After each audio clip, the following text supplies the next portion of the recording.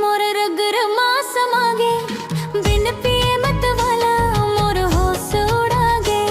तोर माया के नशा मोर जीना सिखागे, सुना सुना जिंदगी रंगीन बनागे।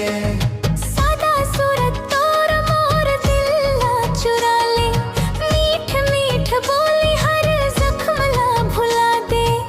ना सोना चांदी ना झूठे सपना भागे,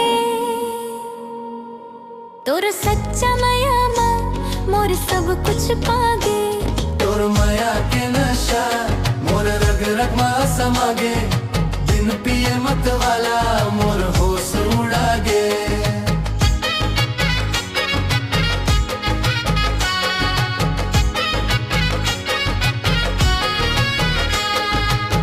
जब मुस्कावस्ते बिहान हो जाते, तोर एक नजर मा सब दुख भाग जाते।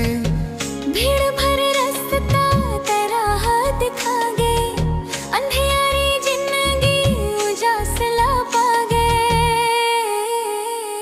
तोर माया के नशा मोर जीना सिखागे, सुना सुना जिंदगी रंगीन बनागे।